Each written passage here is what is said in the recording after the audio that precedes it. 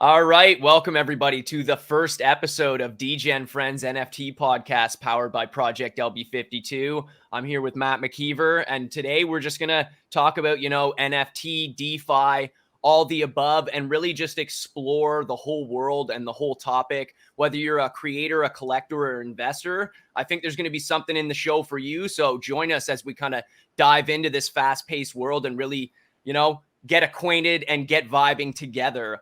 Before we get started, though, quick disclaimer, this show is just entertainment. We're not intending this to be in investment advice of any sort. You obviously want to seek a licensed professional for all of that. We're just two degens talking about NFTs and DeFi, and these are our personal opinions about those things. So now that we got the silly disclaimer legal stuff out of the way, let's get right into the degen stuff. Hi, Matt. How are you? Doing well, and really excited to just have the opportunity here in the platform where we can chat about Web3, NFTs, and everything going on in this space. Absolutely. And I think we're two perfectly suited guys for the task. So maybe real quick before we really dive in, would you mind giving everybody a quick bio about who you are and what you do? Yeah, absolutely. So for anyone that's unfamiliar with me, if you check out one of my social media profiles, you'll see it framed as, Matt McKeever, Canada's real estate and personal finance guy. So at the age of 31, I retired from my career as a CPA, a chartered accountant here in Canada, and went full-time into real estate investing, started a YouTube channel, really got involved in creating content, hosting events here in Canada for real estate investors.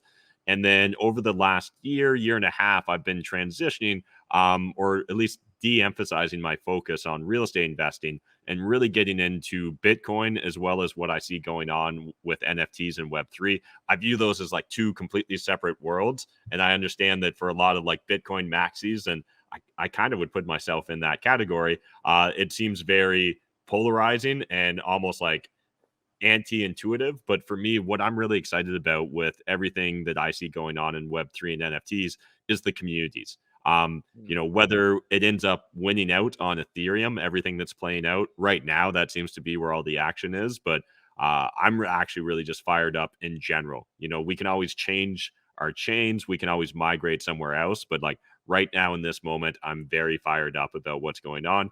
And then the only other real project that I'm involved in these days, at length outside of like Project LB52, which I'm sure you'll bring up in your bio, Dan, is the Maple Pill. So I'm doing a weekday daily news show for Canadians as well. So again, I think it's really important right now that us Canadians get involved in politics and culture, because we're a very passive, agreeable people. And if we continue down that trajectory, it's not going to be good for anyone. So that's one of the other things that really draws me to Bitcoin, as well as to a lesser extent, what's going on in Web3. Awesome. Great intro. And yeah, if you don't know who Matt McKeever is, just Google it, YouTube it. You can find out exactly who that is. Or like Matt said, on social media, the bio says it all. But we're going to get to see a different side of both myself and Matt on this Degen Frens podcast, talking about a whole new world. Real quick, though, I'll give my own bio. Dan the Lost Boy, rapper, NFT artist, and kind of came up just blue collar work. Rap was always a hobby. Started some entrepreneurial endeavors, with Lost Boys and things like that in the clothing world. And since have pivoted with Matt's help in partnering on Project LB52 into the NFT and Web3 world, with integrating music and that technology together with our Genesis collection Space Monkey Fight Club, which is the first ever custom made for you song NFT on the ETH blockchain. So we're kind of paving our own way as creators, but also observers in the space and just watching what's going on. And I'm really, as Matt said, fired up to be able to create in the space and bring my music into that and really share myself. I recently quit my job, 6-7 months ago, and it's been a huge, jump and journey into this new wave. But I think it's here to stay, and I'm glad to be at the forefront of that and even discussing it with you guys here on this podcast. So now that we know who, Dan the Lost Boy and Matt McKeever are a little bit, we'll dive into the show and kind of go through some segments that we kind of have planned. We're definitely going to get into some guests in the future. Isn't that right, Matt? Yeah, really looking forward to be able to bring on different guests and personalities and just kind of explore what they're hyped about in regards to everything going on in this space. So again, if you guys have any recommendations for us, let us know in that comment section because we're very open to it. And I think actually, even before we jump into the first regular segment here, Dan, maybe also we kind of focused on who we've been. Maybe we should also just kind of flex a little bit in regards to what's going on with our NFTs as well as like our initial exposure to it. So I'll go first here.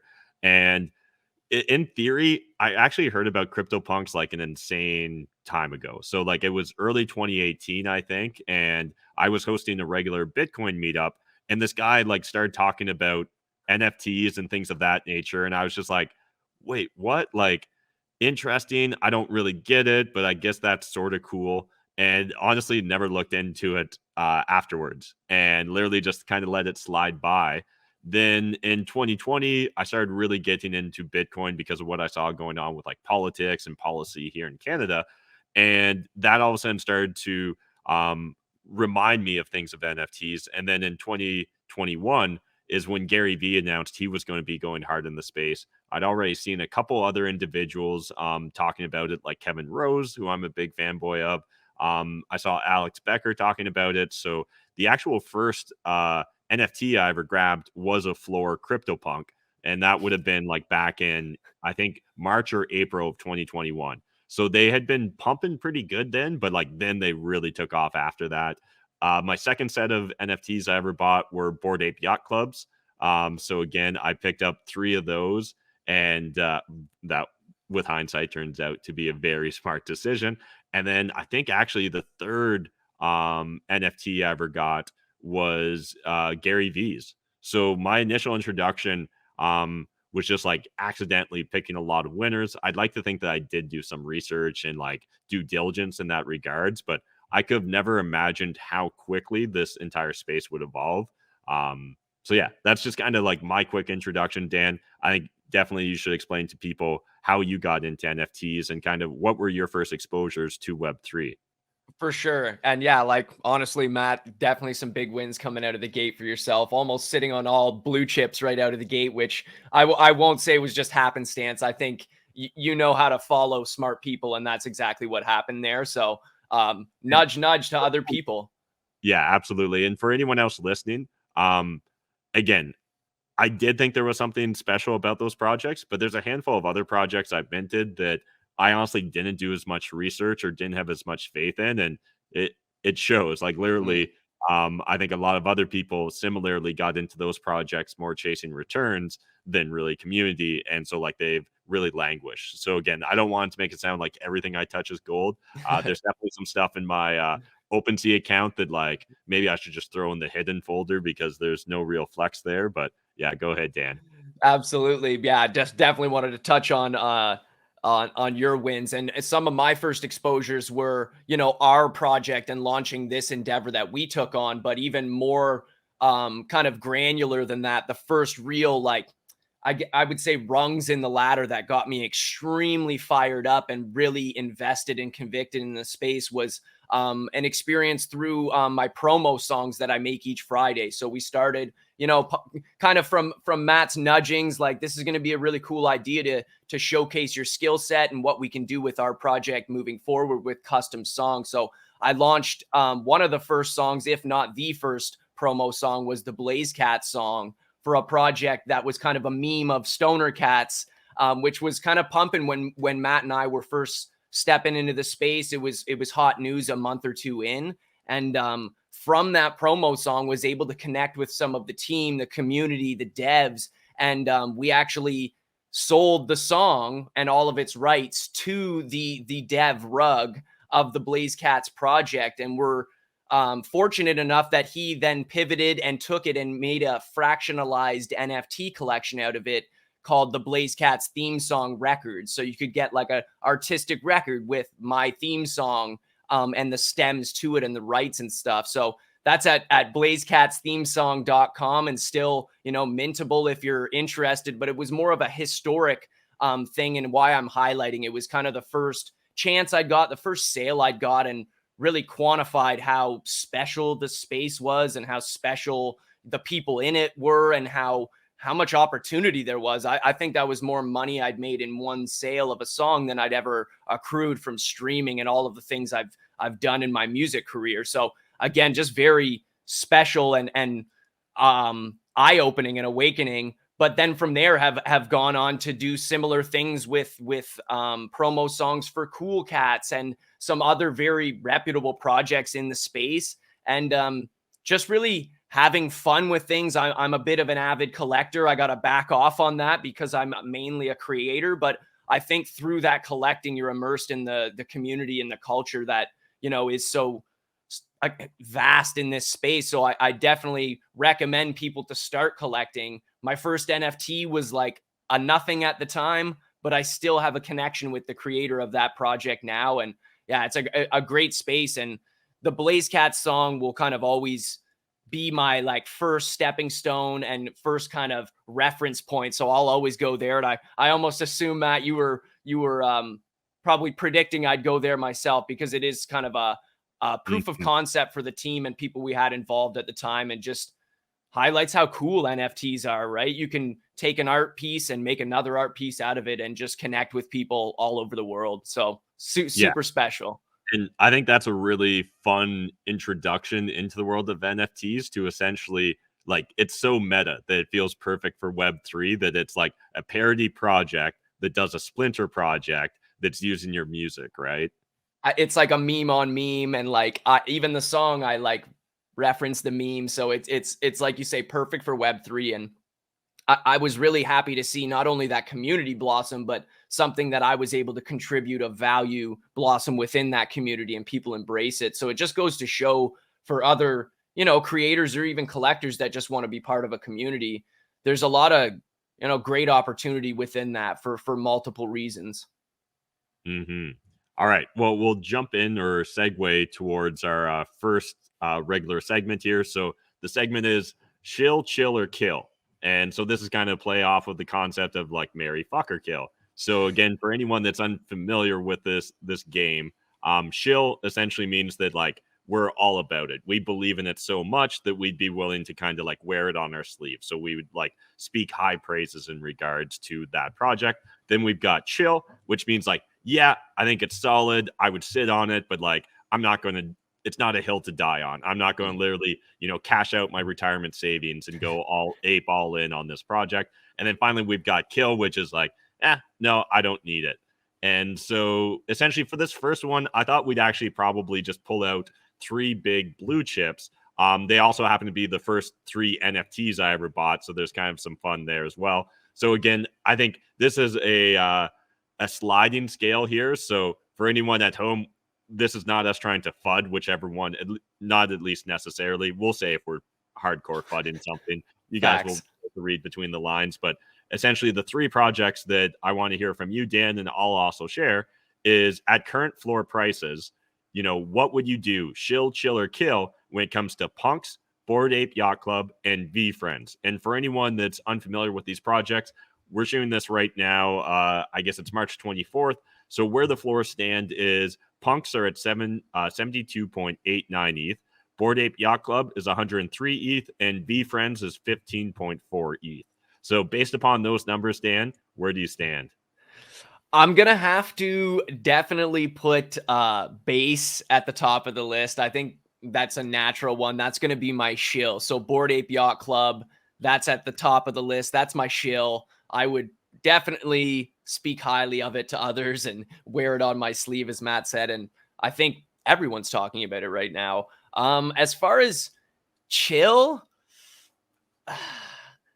it's hard to say because, punks are so historical, but I think they're going to have a little bit of a stalling period with the acquisition lately and just the changing of hands.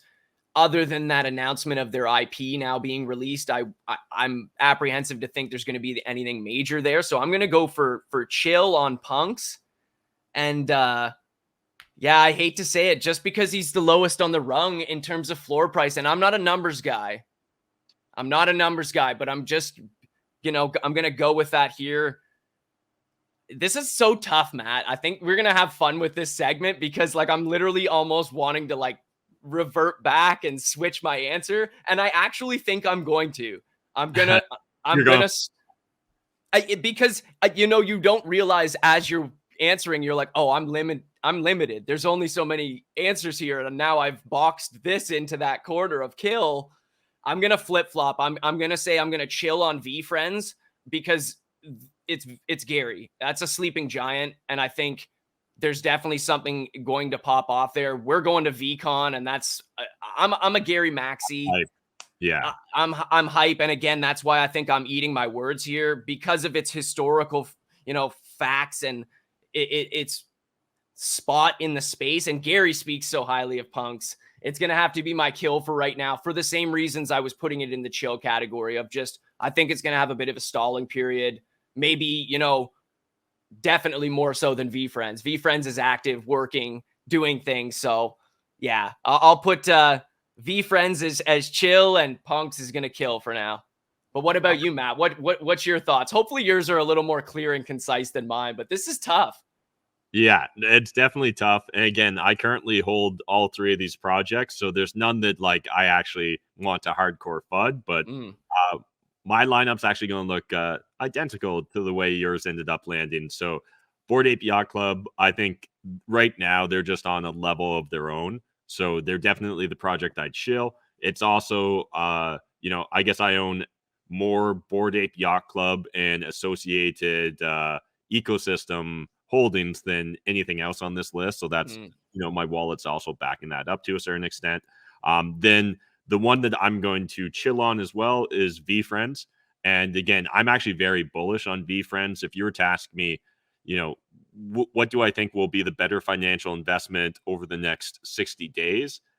It'd be hard. I could actually flip-flop between Bored Ape Yacht Club and VeeFriends. And then obviously that leaves the punks to be killed in this segment.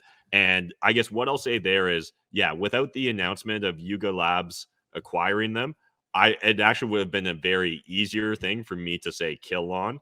So the fact that the company, the founders of Bored Ape Yacht Club, ended up acquiring punks makes me more bullish on them. And I really love the fact that they opened up the IP there and that they did that day one. However, I think that honestly, if they really want to see punks get back on as par or be competing for that number one spot against their other project, Bored Ape Yacht Club, they need to actually really focus on reigniting the culture. And so it can't I don't think you just want punks to be a Veblen good, as in like, it's expensive because it's expensive. And so I pay a lot of money because it costs a lot of money. I think that what they need to do is like revamp the culture and get people doing with punks what they did with apes. And so some sort of like community oriented thing on Twitter would be smart in my opinion. But then the other big thing that would add huge value is creating a culture of creators around it. So you've got guys like Spotty Wi-Fi. He's one of the creators that stands out. However, he was already like adding real value on top of like just having the punk. I think what they immediately need to start helping facilitate is like microbreweries wanting to own a punk so they can put it on their label and create their own little microbrew, and coffee companies and all these other things that we've already seen play out in the Bored Ape Yacht Club ecosystem. I agree. That's the one way to just stimulate that within your community, is by rewarding it in some way. It doesn't have to be monetarily always, but by at least acknowledging it and like you say, wanting to facilitate that within your own community. And I think our thoughts kind of ended up aligning there, although I stumbled my way into it. And before we move on to the next segment, I'd like to just be super transparent. We were supposed to shoot this, a week or two ago. And we actually have the floor prices documented because of that, when we were supposed to shoot that. And just for everyone's perspective, everything has gone up since we were supposed to shoot. And super interesting about that, Dan. Not only has it gone up, but two of the three projects here essentially airdropped more value since we had these floor prices as well. So again, literally punks went from 67.5 to 72.89. And that's the least exciting thing on the list, in my opinion.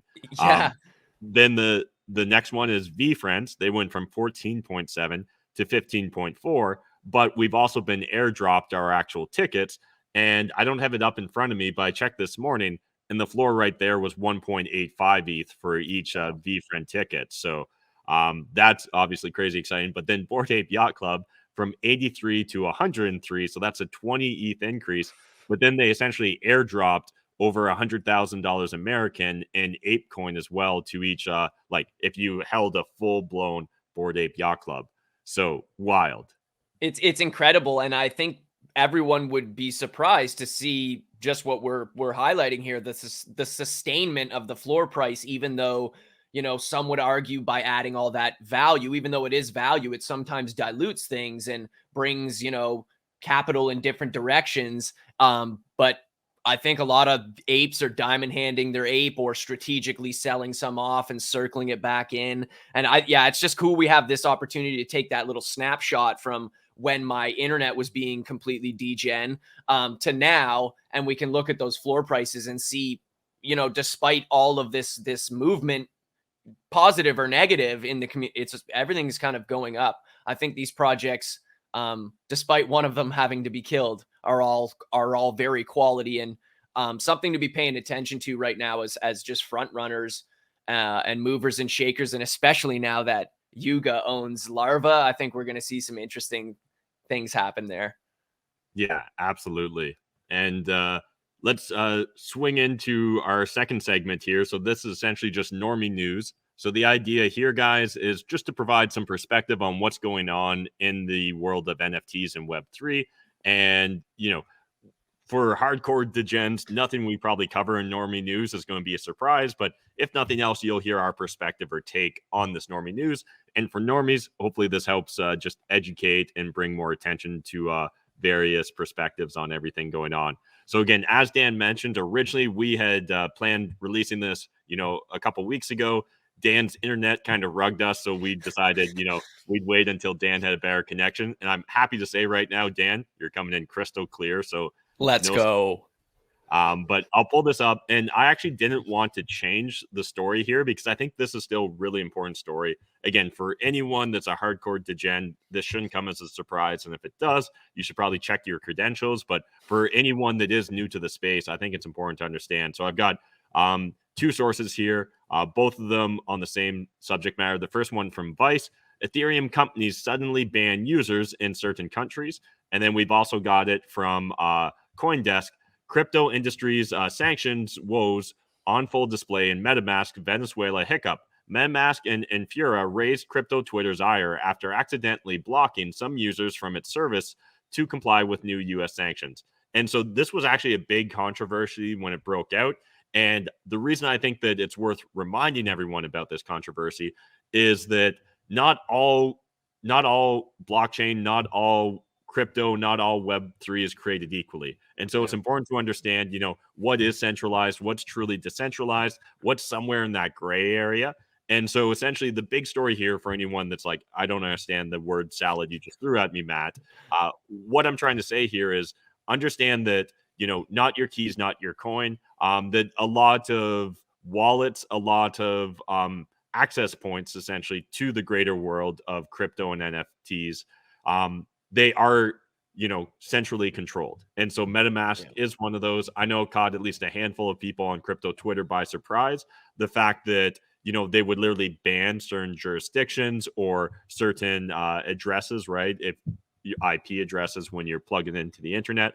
So it's important to understand this because certainly it would be very frustrating if all of a sudden you found yourself froze out of your wallet. So just wanted to highlight this for anyone and everyone. And again, love to hear your initial thoughts, Dan. But before we get into them, I'll just highlight a few more points for anyone that's not familiar with the story. So crypto observers cried foul Thursday. And again, this article was originally written March 3rd. So I guess actually it's been a little bit. Yeah. But crypto observers cried foul Thursday when reporters surfaced on Reddit and MetaMask. The gateway for many to the world of Ethereum was made inaccessible to users in Venezuela. The truth of the matter, however, was that Infura, the infrastructure service also owned by Ethereum conglomerate Consensus, had imposed new geo blocks Thursday, but applied them too broadly, according to a series of tweets. The mistake had been rectified, Infura said, but not before critics levied claims that the episode revealed a point of failure in what is widely billed as the uncensorable internet. Here's a direct quote now. Currently, those regions are, and these are the regions that are currently blocked. Currently, those regions are Iran, North Korea, Cuba, Syria, and Crimea, Donetsk, Luhansk and regions of Ukraine. I imagine that they've also rolled this out to Russia, but I haven't actually double checked that recently because obviously we've got the conflict going on in Ukraine and Russia. But yeah, just wanted to provide some perspective there. And then finally, understand this is from the CEO of startup Smart DeFi. MetaMask is still a decentralized tool. Kieran Daniels, CEO of the crypto startup Smart DeFi, told CoinDesk in a Twitter message, it's just their default connections aren't. So again, you can go in and change certain settings on MetaMask, but it's important people kind of understand what's all going on here. Again, we can see lots of examples of tweets and people that were not having it when this news originally broke. Again, it is important for everyone at home, the normies here that are just getting exposed to this, understand in the world of DeFi and crypto and Web3, the whole concept is ideally self-custody where you become your own bank. But understand with that, there's actually a huge obligation on your end. So again, there's no undo button in a lot of the shit that goes down here in Web3 or crypto. And you don't want there to be most times a centralized entity where you can turn to and cry a foul if something goes wrong. However, depending upon your access point, how you choose to hold your assets, you may actually find yourself in a more restrictive place than you expected, right? And we even saw this play out here in Canada during the bank freezing of certain Bitcoin accounts. And again, the only accounts that they were able to really freeze or get access to were those that were held in custodial wallets, right? So again, really important as you guys break into the space, you understand the underlying factors here that play out. So Dan, what's your take on everything related to the MetaMask? I'm really glad we're still covering this because, like you say, it is so relevant. And thanks, Matt, for giving me and everybody a little bit of a refresher and some perspective on the whole situation, because it is really important. And it was definitely, I actually remember it very vividly, even though it feels like eons ago in the NFT space. Things move so fast, but it was kind of an eye-opener and a bit of a shock to me, who I consider myself a bit of a degen now. I'm pretty immersed in the space, and I think I needed that reminder of, like Matt said, if there's a platform involved, a point of failure, a single point, it's not really decentralized, and that can be okay. You just need to be aware. And like Matt said, if you choose to take on that role or those responsibilities, there's, some things that come along with it, and you need to be doing your research and basically taking on the responsibility. If you don't want to, you can definitely rely on these platforms and things like that. And if, MetaMask or the powers that so be it behind it choose to freeze you or lock you up, you're in a bit of a predicament, but by your own doing in that choice. So it's kind of like a lot of things in Web3. It's your own choice, but to see this lock up and freeze creators. I remember seeing creators jumping on Twitter and being like, I can't access my collection, my art, my sometimes livelihood. I think that was a bit of an eye opener for a fellow creator myself. I was a little bit jarred, just like, actually, I won't go off on a tangent about it, but OpenSea, another platform, a kind of, something people see as decentralized because it's Web3, but it's its own entity and chooses to do what it wishes and doesn't really need to ask your permission. It recently made a change to its collectors kind of collection cap.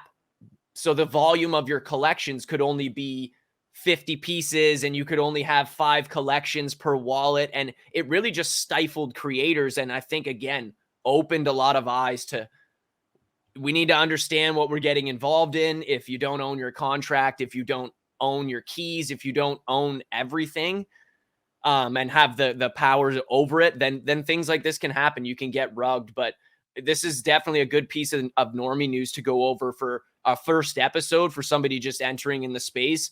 It's not something to scare people away, but it's definitely, again, something to be aware of. And if you're a normie just getting into the space, it will pay to know and be aware of some of these things early on and not have to make some mistakes or find yourself froze up in a situation you didn't expect to be because of that. Although, let's hope it ends there. I don't want to see any more of this in the space. It is kind of shitty, no matter the reasoning behind it, even though I understand there's sometimes some big powers and political things involved. It's just, this is Web3. Let the creators create and the collectors collect. But I'll kind of wrap it up there. It was not the greatest thing to see, but also, again, I'm glad we're covering it. And it was an eye opener just to be aware that if things are on a platform, that platform kind of has the power, not you always. And MetaMask is the most popular Web3 wallet right now. So just really good stuff to be aware of, Matt. Yeah, absolutely. And for anyone that kind of wants to dive deeper into this subject matter, because unlike a lot of degens, we did actually come a little bit prepared to this podcast. We'll actually have links in the video description down below so you guys can find links to any of the news stories. Next, we're going to kind of jump into some Twitter threads here. And so, again, we'll have links to these Twitter threads. But if I remember correctly, Dan, I think I brought up this first one. So I'm going to pull it up on screen. And then afterwards, I can flip over to yours as well if you want. Yeah, so great. This first tweet here is from, I'm not sure. I'm probably going to butcher how everyone intends their username to be pronounced. Maybe that can be part of a game, Dan, where we both try and pronounce it. But I actually read this as like Zach Zibbit, right? Like, so almost like exhibit. I don't know. Zach Zibbit. How would you say pronounce this name? Can you read that? I might be just as bad here. That's like Zach Xbot. Exhibit. Yeah, Zach X. You might be onto something with just the exhibit. Yeah. X bit. I don't know. That should be its own segment, butchering Twitter names and Twitter handles.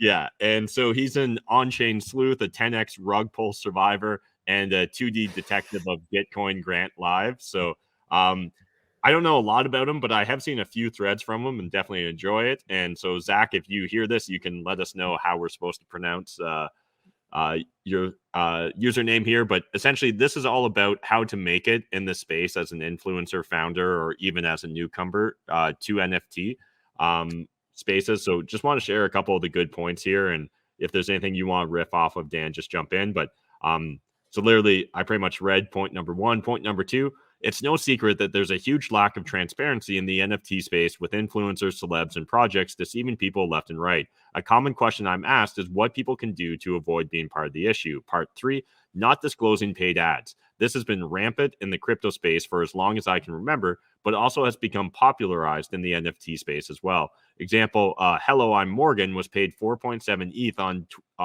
to tweet about JAC or Jack, and the project went south because of bad actors involved.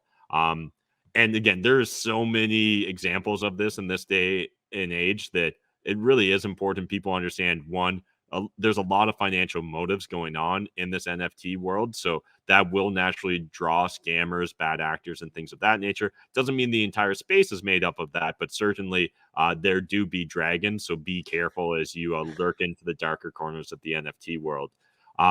But Zach goes on in point four to say, newsflash, it's not just a slap in the face to your followers, it's also downright illegal in a lot of countries. It's only a matter of time until the government starts cracking down on people, whether you like it or not. Good guidance to follow.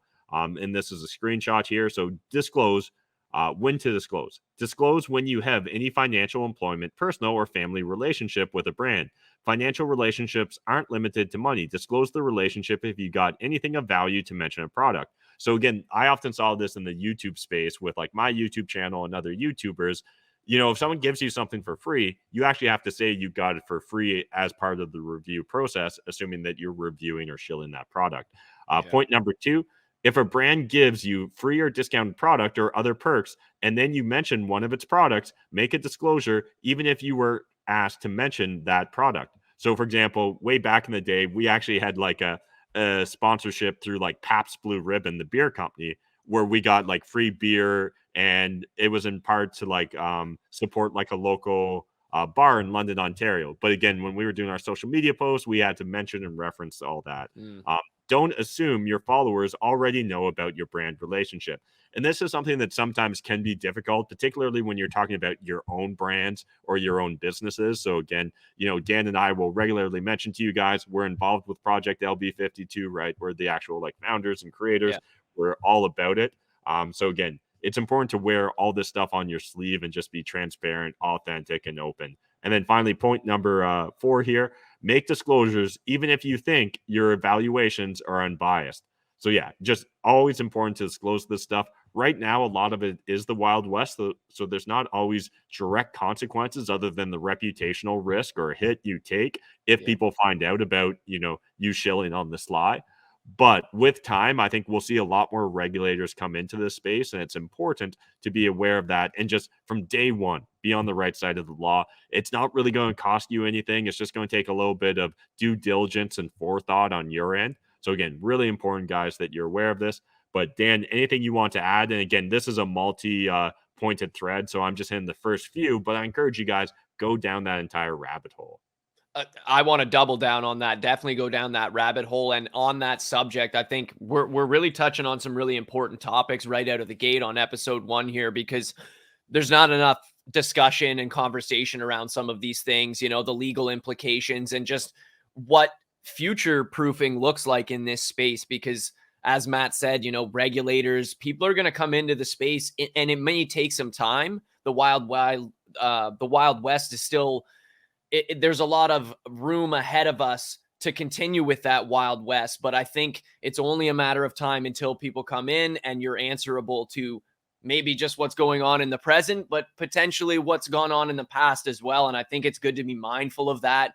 And like I said, future-proof for that. So make sure you're, tapping in with maybe some legal advisory. If you're going to do a brand relationship, if you're even launching an NFT project, just get some counsel on what is not even just shady, but what's legal, what is tasteful, and also what you can actually do on the books legally, because eventually we're going to get to that point. I'm content with the Wild West. I actually like it this way, but I'm not so caught up in hopium that I think regulators aren't going to turn on to this and eventually come in here. So if anything you highlight out of that thread, I think it's going to be a really useful thread to read the entirety of.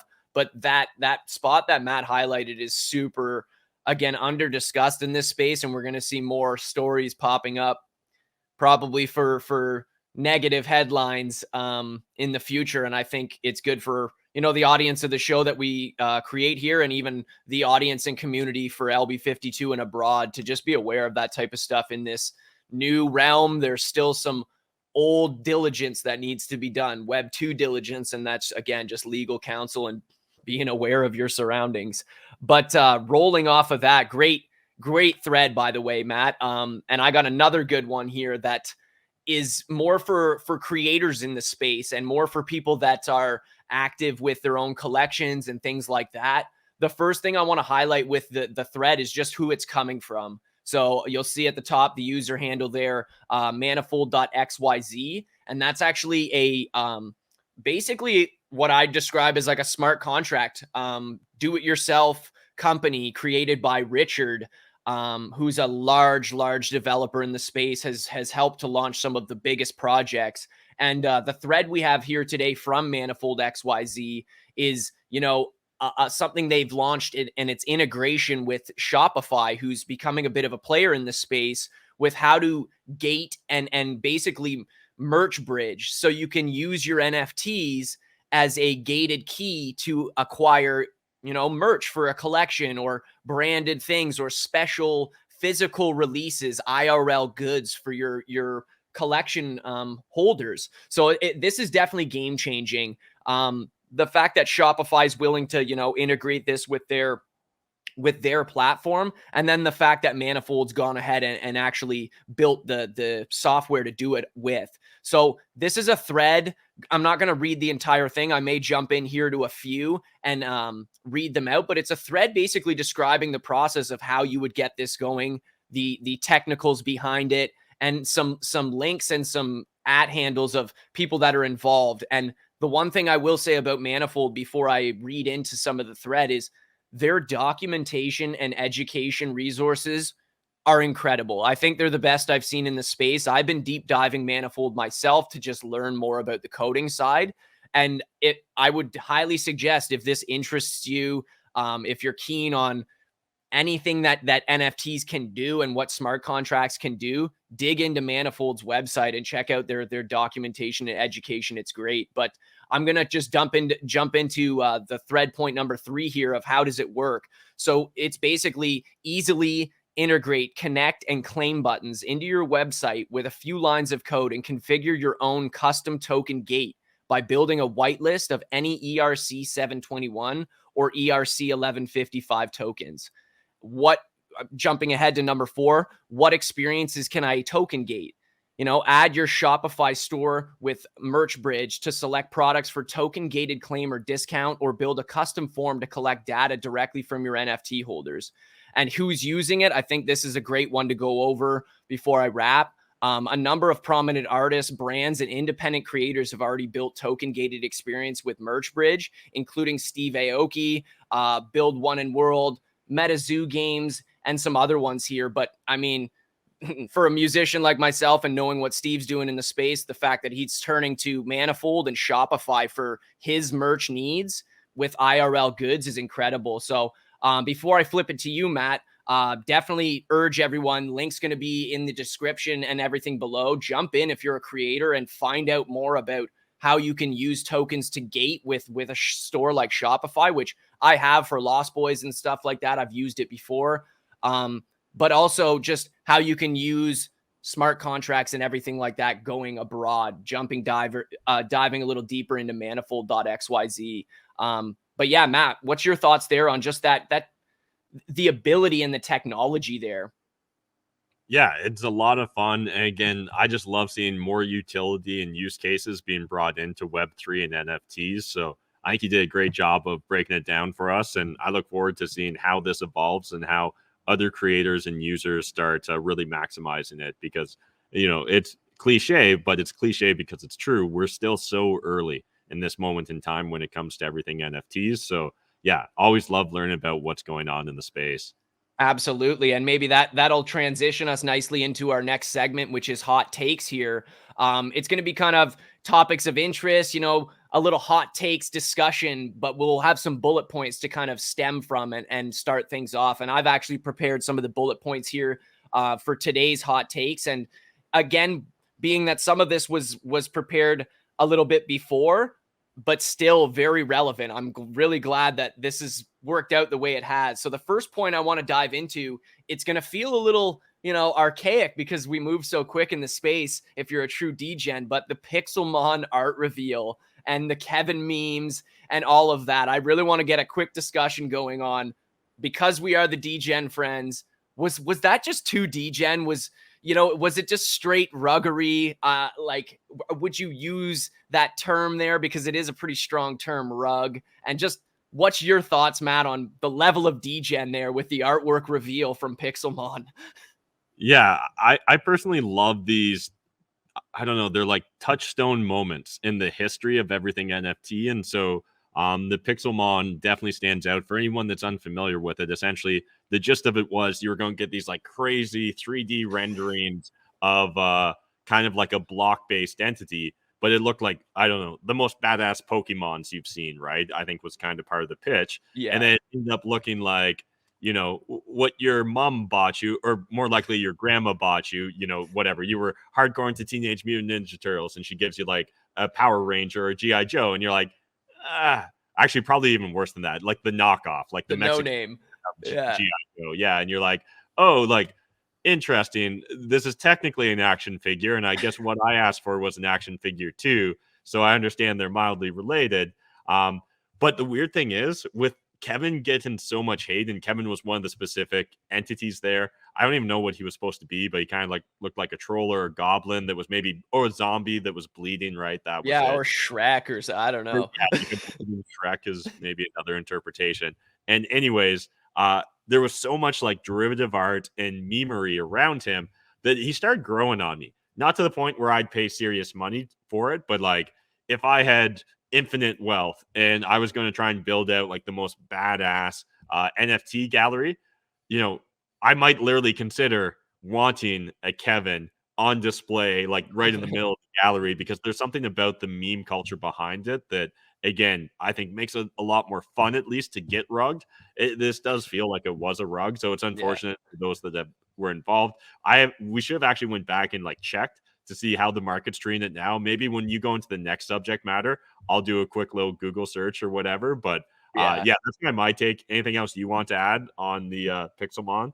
That's pretty much it. Like we're yet to see. I mean, I always give things a little bit of time in the space to really stamp it as a rug. Like if they're still not a topic of convo in terms of building or doing anything in the next month, I think we can definitely stamp it a rug. But overall, it was definitely a comedic, meme and time in NFT Twitter to see it climb to like, I think it got to like 10 ETH for the Kevins. Like people were after them like they were gold. And I'm sure we'll see that they probably aren't sitting at the same level that they once were. And it's just cool to see the degen culture do what the degen culture does. And some of these people have created newfound wealth through NFTs. So it's a little easier to throw it around into some of these memes. I'm definitely not there yet, but yeah. And so again, just for perspective, I'm going to pull up because I don't remember what the original, oh, did I pull the right thing? What the original mint price was, but the floor is around 0.35 ETH right now. And I'm pretty sure the mint, was it for like 1 ETH or even more? Like it was a heavy METH, right?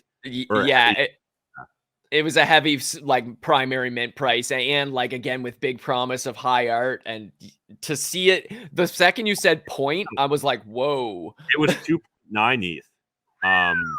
Is what was dropped on it to mint it here. I'm just looking on ETHScan right now. And so for anyone that hasn't checked out EtherScan, amazing resource. Strongly encourage you.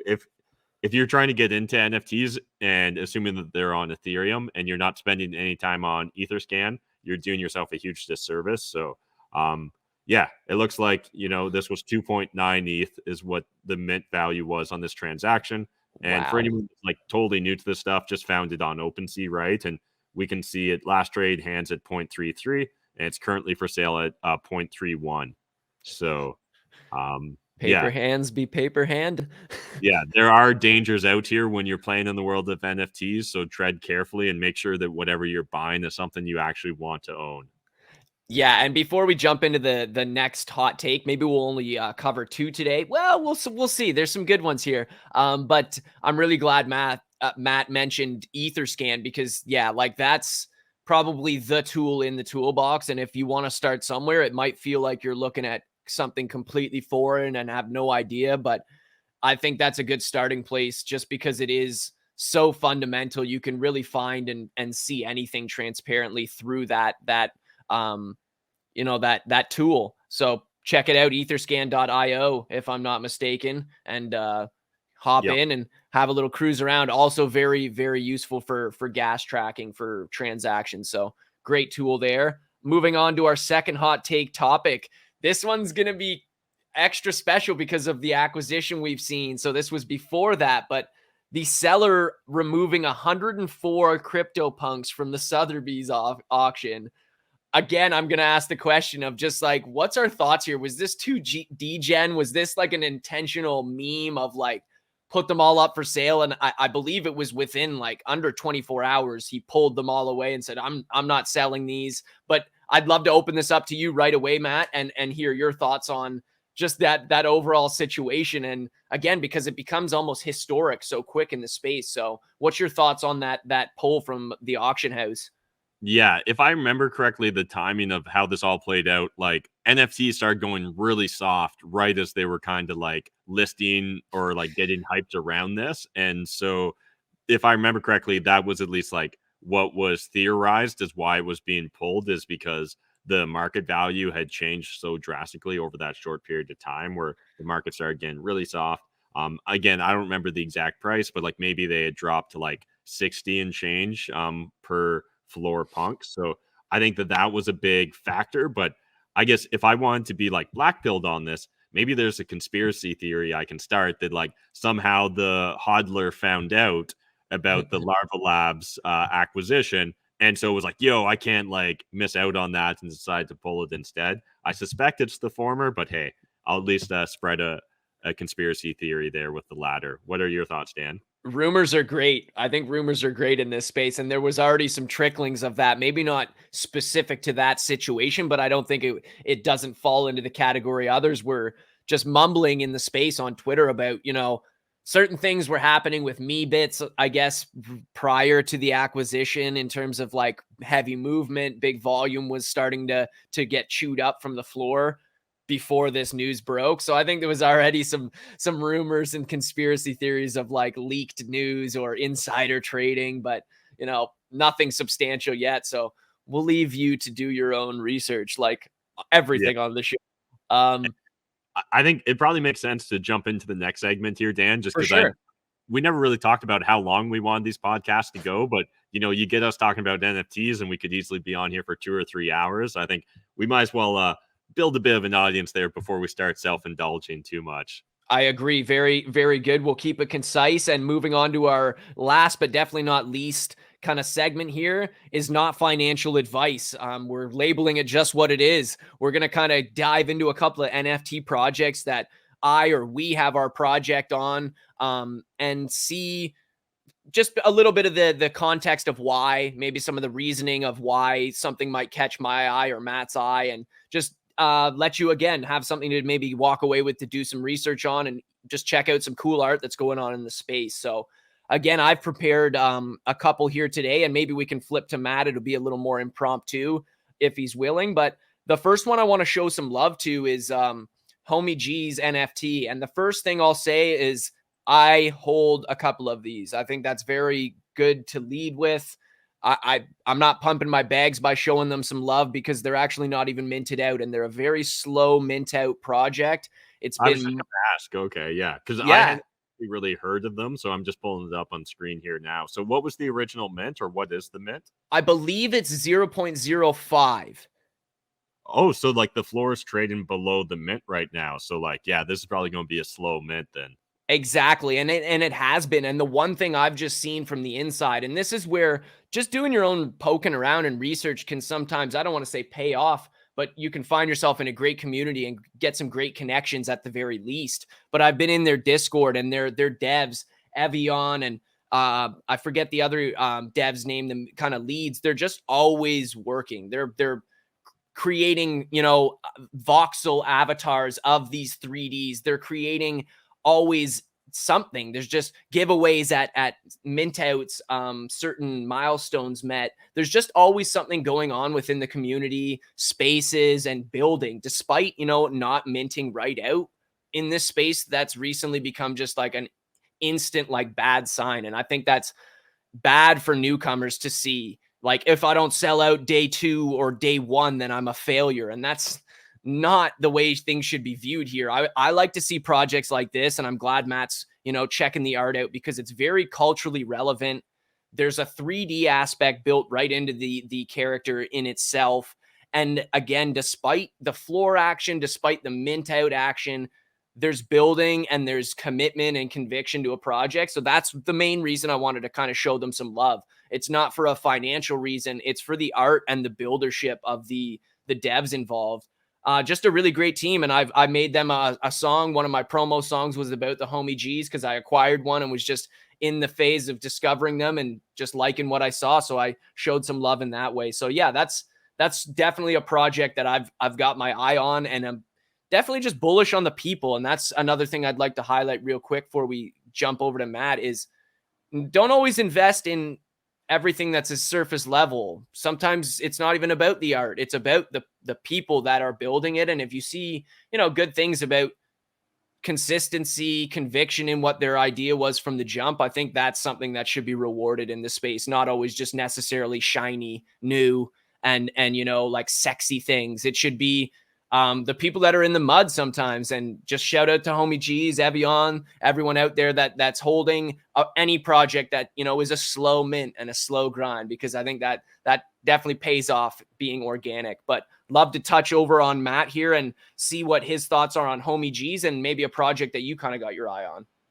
Yeah, well, I've been sleeping on Homie G's, so I really don't have too much of a hot take on it. I think, there's a handful of projects where the art stands out so much that I'll comment on it. I feel like this one is, honestly, for me, I'm just like, okay, it's, it doesn't look bad. It doesn't like speak to me though, where I'm like, yo, I need to like get one right away. So now that I've heard the name, I'll probably pay a little bit more attention. I guess if I was to bring up a project that I think is worth people exploring, and again, this is a project I hold.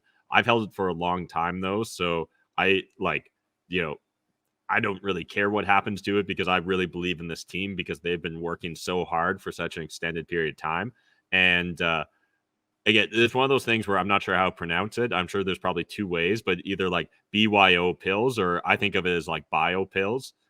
So essentially, if you guys are unfamiliar with this team, they've just been grinding, it feels like. And honestly, if I had to like talk about a project that I think could be blue chip, but gets no respect, as in like literally it's the Rodney Dangerfield of this space, I would say biopills could be one of them. Now, right now they're at like a 1.175 ETH floor. They bounce around. So, in the last little bit, you've probably seen them anywhere between 0.8 and just under like maybe around like 1.6 or 1.7 ETH. I don't see any reason why they'll pump one day until someday someone like decides to pump them, right? Like whether it's an influencer getting in big, whether they've got another big announcement. There's a bunch of derivative products and pieces around it as well. So I've got like a full suite of 2 sets essentially is what I've collected to this point. I've held one of my bio pills since like 0.07. So I think I grabbed it like right after the mint. And again, it always just sounded interesting what they were trying to do there. And they've really been building some shit, which I always love to see. So again, definitely hold some. But if you guys want to go down that rabbit hole, I think it's one where you can literally chase the rabbit. Absolutely. Yeah. Bio pills, BYO pills, whichever it is, I've definitely been a fan of. And they're actually collabing with Wanderers, which is another, again, cool. I hold, but something I'm aware of. And it's just cool to see collaborations from those tiered projects that are, trying to break through to blue chip, getting together and being like, let's just collab and do some cool stuff. So yeah, definitely check them out, do your own research, and just, it's good to get some of mine and Matt's perspective maybe on what we look at and what we're seeing. It's not always about the project specifically. So wrapping up this first episode of Degen Frens though, been a great one. Thanks for being here. On the first one, like Matt said, we're trying to build a bit of an audience, get things going. So if you liked what you heard or saw, definitely, hit a thumbs up, leave us a review, leave any sort of positive, engagement that you can, because it'll definitely help us establish a bit of a groove in the algorithm and things like that, and hopefully get some more eyes and ears on Degen Frens. Any closing thoughts or words here, Matt?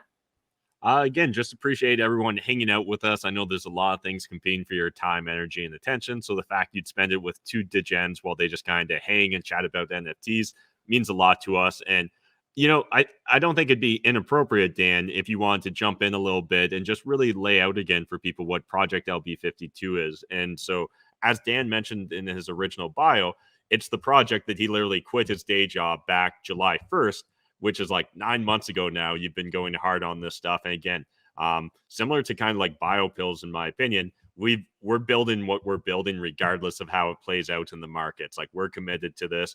And so again, maybe just highlight for people exactly what this project's all about.